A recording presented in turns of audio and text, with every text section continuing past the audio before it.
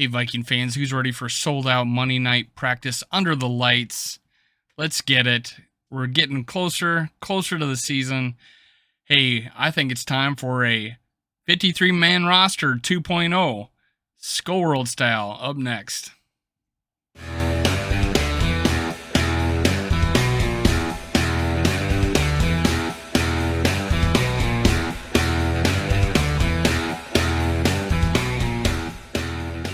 Welcome to SKOL World, brought to you by Minnesota Sports Talk. I'm your host, Dave. You can follow me on Twitter, TikTok, and Facebook at SKOL World. You can also find me over on Purple Pocket Podcasts. I do a live show with MC Rap. I call him the Purple MLK because he's bringing all the Viking fans together over there on Purple Pocket Podcasts. Make sure you ring the bell over there so you don't miss a live episode. However, subscribe, like, and comment to my channel. That way you can enter a contest where I'm giving away free stuff game day against the Packers. We're almost there. We're almost to 500 subscribers. That will allow me to give $50 of merchandise away. It's yours. Leave a comment. Every comment's an entry. So let's get started with 53-man roster 2.0, SKOL World style. All right. So as I did before, and honestly, I didn't get a whole lot of views. I got to be 100 and some views, but hey, let's do it. Let's do it. Let's get some more views this time. Really leave the comments, push this out here. I want feedback. This is my 53-man roster, adjusted based on practices. I actually rank the players of how good they are, or how the best players number 1, the worst players number 53 on the 53-man roster. And I've adjusted a few people, well, quite a few, up and down on this list as I hear more coming out of practice about that. So let's start with number 1. Those are the easiest. I got Justin Jefferson having a great camp, raving about him. He's unstoppable. Let's get to 2K, man. Let's go JJ2K. JJ2K, let's do it. All right, Danielle Hunter, outside linebacker / edge rusher. He wants to be known as an edge rusher because I'm sure he'll get paid more if you consider an edge rusher. So he's number 2.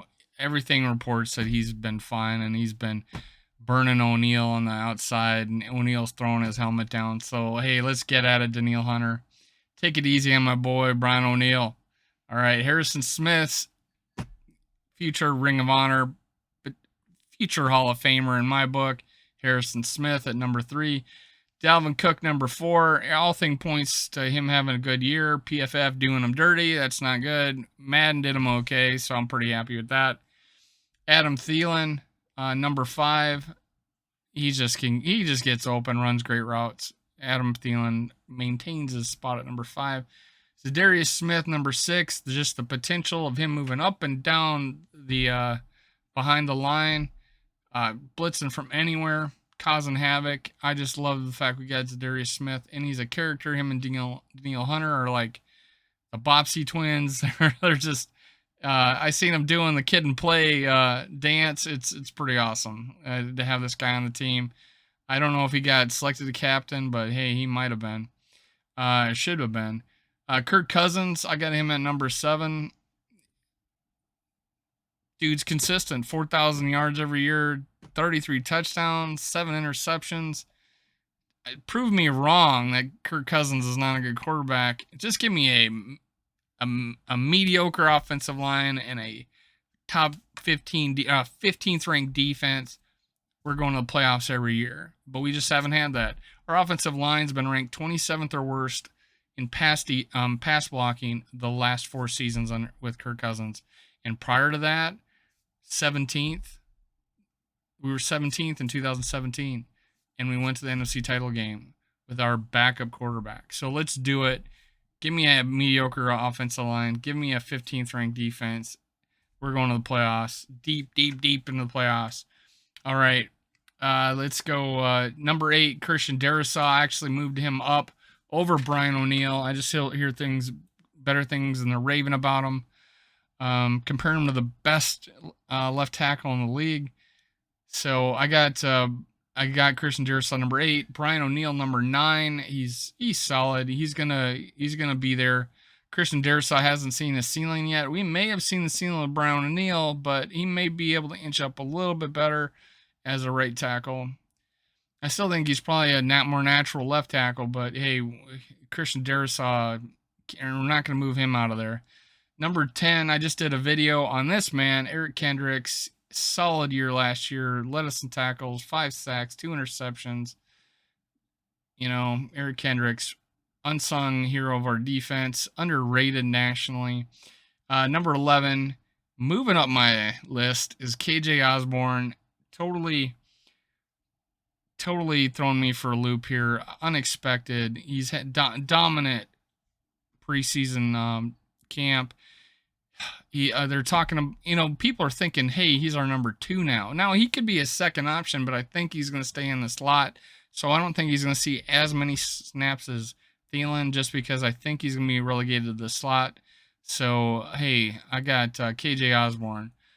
Patrick Peterson having a great camp. He's, I guess we're moving more to a zone, and it's kind of fitting in with his skills a little bit better, at least at his age. Potential future Hall of Famer here. Had a great career. Hope he stays with it. I honestly hope he stays with us at least one more year after this year while we settle in with our younger corners. But hey, Patrick Peterson is a team leader and is coaching those guys up over there in that cornerback. I think because of him, we have a deeper, a strength at cornerback. Right after that, Andrew Booth Jr. has moved up my list. He has been a dog in camp. I'd said he's potentially our steal of the draft. I've had guys with two guys that were higher value, like Jalen Naylor and another, but Andrew Booth Jr. easily could be the steal of the draft, 42nd overall, especially if he starts. Lewis Cine, safety. I actually may have moved him down a little bit, I think, but he hasn't splashed in practice, but I still think he's up there. I still regretting not picking up Jordan Davis at 12, but hey, if Ed Ingram works out, Andrew Booth Jr. and Lewis Cine work out, all become elite at their position, that'll make up for the loss of Jordan Davis. Cameron Dantzler, cornerback, has an up and down camp, but I think he's still pretty solid. I did actually move him down a little bit. Harrison Phillips, who I moved up a little bit because he sounds like he's doing work, so I'm glad to see that. Jordan Hicks, I actually moved him just one step below Harrison Phillips. I think he's going to be a great addition, and we need these two guys as run stuffers. Irv Smith Jr., I moved down considerably just because I, again, can't see him play. His potential's there, but get best ability is availability. DJ Wanham, who I haven't heard a whole lot in camp, but I'm giving him the benefit of the doubt. He's at number 19. Alexander Madison, number 20. Haven't heard any trade talk lately. Haven't heard much about him from camp either. So let's see what happens on Monday night. We'll have more game film to look at, so that's awesome. Cameron Bynum, that was 20. Cameron Bynum, 21, who I've moved up considerably, who's been holding off Lewis Cine as our starter. Glad to hear it. And he's got a few picks, I believe, and he's really solid, and I was really high on him anyways. Now I'm just higher on him. I got him at 21. Delvin Tomlinson, I have him at 22. I'm giving him the benefit of the doubt. He had a rough year, not stuffing the run like he's been that we signed him up to do. So hopefully he changes around this year. Chris Reed, I got at 23. I've kept him there. They're messing with his position. I thought, right guard. Now they have maybe his backup center. I'm going to keep him where he is for now. CJ Hamm, number 24. Probably should have switched that, but for now I got CJ Hamm at 24. He's just a really good football player. And it looks like they're going to try to use him in the offensive quite a bit. And no, he's not going to play tight end. Okay? No, he is not going to play tight end. 25, Ezra Cleveland, left guard. I think I moved him up. I'm hearing good, just to listen to what Brian O'Neill said about him, about switching positions, and this will be his year 2 of the same position, so I moved him up a little bit. James Lynch, who I moved up considerably, he's He's showing out, man. I hear really good things from James Lynch. I liked him coming out of college. I like him even more now. Kenny Nawangu, finally healthy. We'll get to see him practice tonight, I believe. Had a lower soft tissue injury. He's obviously our kick returner. I think he's firmly in the third spot, running back. 28, Armon Watts, who lost weight to play defensive end in the 3-4. I haven't heard a whole lot about him, so I just kept him, right there where he's at. Ed Ingram, 29, who I moved up because he's getting time with the ones, and I like it. I like it. But only because Jesse Davis has been getting veteran days off, and he had an injury earlier this year, or earlier in practice. Jalen Naylor, who I moved up considerably, and I have him making the team. And believe it or not, I have 7 receivers, and I moved 1 safety off this board. And I switched and a couple other switches, but the big move was that I kept 7 receivers and I kept 3 safeties instead of 4. So Jalen Naylor at wide receiver, who I burned Andrew Boo Jr. on a 1-on-1 drill, although the receiver gets the advantage in that situation because he doesn't have any safety help or anything like that.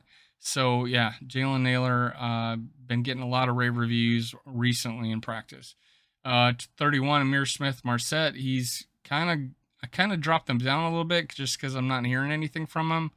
Unfortunately, I can't give you the benefit of the doubt because I've not seen you play. I've just not seen you play much except for last year, the last game. BC Johnson, I moved up. He's receiving rave reviews. I haven't moved him over ISM though. Not rave reviews, but he's been solid, and I've seen a couple of video plays. Hopefully, we'll see more tonight. Brian Asamoah at 33. Just the potential's there. Haven't heard a whole lot from him. 34 is Zach Davidson. I put on here, and I moved Nick Muse off because it looks like Zach Davidson's going to be our receiving tight end if Smith Jr. is out or is on the sideline. So Zach Davidson making a big move onto the 53 with this play, and I moved him up here. That's amazing. I got Shannon. Well, you know what? I probably would have moved him down. Let's do that. You're seeing me in action. I didn't mean to have him here. Let me move him down. Yeah, I'm gonna move him down here. Let me move these guys up. So Zach Davidson goes from 34 in action, goes down to 38. I don't know why I had him there. Okay, so Shannon Sullivan, number 34. I like him because, and the reason why I took his safety off is because he could play safety, and a lot of flexibility there, I think. And that leaving 6 corners and the flexibility of Shannon Sullivan playing safety. Janarius Robinson, I want big things to happen. I finally heard his name. Hopefully I'll see more of him the rest of camp. It's Janarius Robinson, 35. 36 is Jalen Twyman. Haven't heard a whole lot. Just same as Robinson. Benefit of the doubt there. I actually moved him down a few spots. Caleb Evans, who I moved up because I've heard good things about him. I'm getting kind of excited about this cornerback group. So Caleb Evans, I got a 37. Zach Davidson, I said I moved down to 38. That was a mistake, my bad. 1 spot above Garrett Bradbury. Come on, man, show us something. There was some good talk about him recently, and he held his own against Phillips this last 1-on-1 drills that he did. So, hey, good news a little bit. And then KOC thinks highly of him. But the word competition has been uttered in the same breath as Garrett Bradbury. So we'll see. Harrison Hand, again, he's been a depth piece for us. So I just kept him down there. Albert Wilson makes the list as my 7th receiver because the corner he's made a couple plays in practice with the 2s or 3s. I forget because Kellen Mond was throwing to him. But he's also probably the most accomplished punt returner here. I had the most success. So it looks like I got Albert Wilson making the team as a 7th. receiver. Patrick Jones, outside linebacker. Not hearing much from him, but I got him. I just kept him where he's at. Vidarian Lowe. This is more optimism than anything. I think he hasn't seen time yet. I'll explain here on some other names why Vidarian Lowe may be off this roster. But I really liked his college tape. Blake Lynch has been seeing some good time. Now I got him at 44, and he's on the list now. I had him off. And I moved Chaz Surratt off the list and we put Blake Lynch in here. So because I haven't heard Surratt at all, I've heard Lynch. Troy Dye was like the first backup on a middle linebacker early on in camp. Kellen Mond, I moved down to 46. He hasn't been playing well. I have him above Jesse Davis as offensive guard, but it looks like Jesse Davis is going to be our starting guard. No other news about it other than he's always at right guard.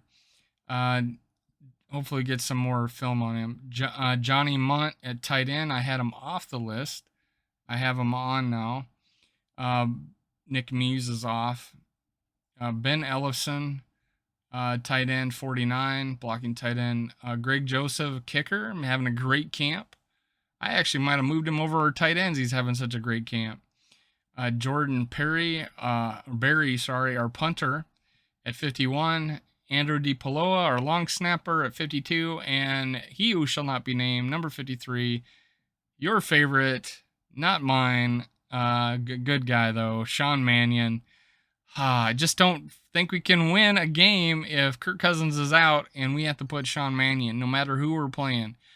We're an underdog with Sean Mannion on the field. He's thrown one touchdown in his career, and that was last year against the Bears. Packers. Sorry, last year against the Packers.